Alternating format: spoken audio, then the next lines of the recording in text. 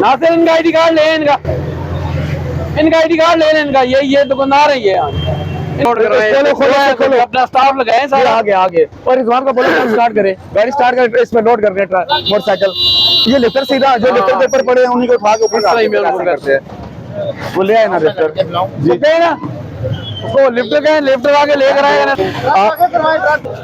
अभी हम नया मल्ला से 2 HBL चौक की तरफ जा रहे हैं।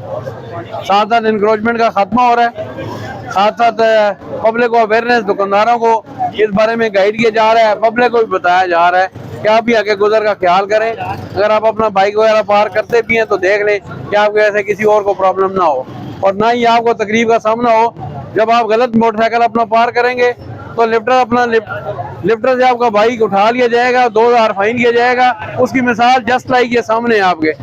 ये वो लोग हैं जिन्होंने रोड हडल की है, रास्ते में बाइक खड़े की है और उनको आप सजा के तौर पे 2000 रुपए की पेनल्टी भी देनी पड़ेगी और 1-1.5 घंटा उनको फिरना पड़ेगा मोटरसाइकिल ढूंढने के लिए।